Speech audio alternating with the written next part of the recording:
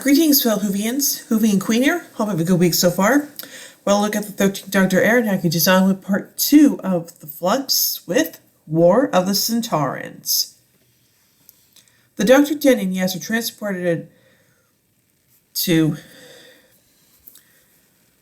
Sevastopol during the Crimean War, where they all briefly meet Mary Seacole before Yas and Dan are transported away through time. The Doctor is unable to enter her TARDIS to track and find them.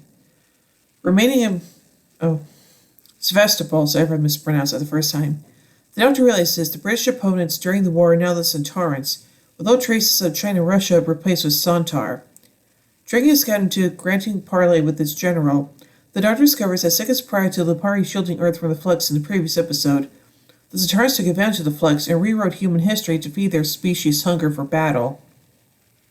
Yas materializes in the Temple of Atropos on the planet Time, where she briefly encounters Joseph Williamson before befriending Vendor. They are both recruited as repairers of the temple's mainframe. Sorman and Zur arrive to take control of the temple and use its power for themselves. Dan is transported back to Liverpool, where he finds the world overtaken by the Sontarans. Saved from a Sontaran unit by his parents, he learns a 3-minute blackout caused by Lipari's shield allowed the Sontaran fleet to land first at the Liverpool docks, where they establish a base of operations.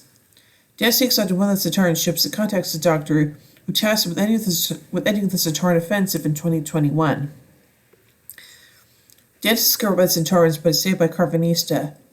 The pair destroy the primary fleet by ramming the captured vessel into the shipyard and evacuating at the last moment, resetting the timeline.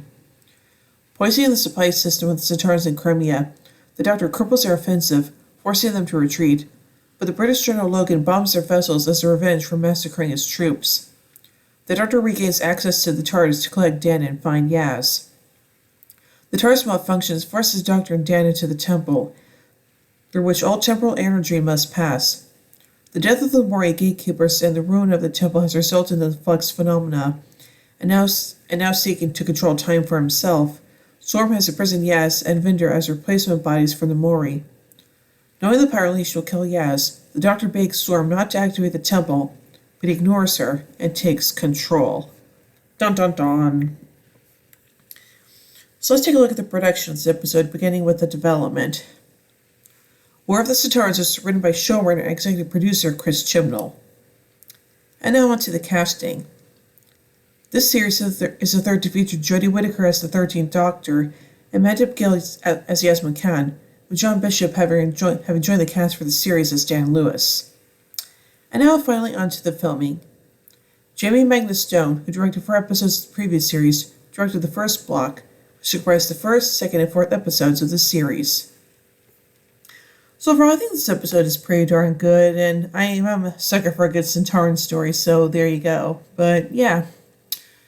So overall, I give War of the Sontarans 3 sonic screwdrivers out of 5. Anyway, till next week as we take a look at Once Upon Time. So yeah. Well, I hope you enjoyed this review, and if you did, be sure to give it a thumbs up, share it around, don't forget to subscribe, hit the bell icon to be notified about when I upload videos. And if you want to help support the channel further, then be sure to check out my Patreon page. Link is always in the description below. Anyway, until next time, this is Hoovie and Queen saying, "Oh my giddy aunt!" When I say run, run! I've arrested player to the neutron flow. Oh, jolly baby. Fantastic. Allons-y. Geronimo! Bow ties are cool, fezzes are cool, and Stetsons are cool.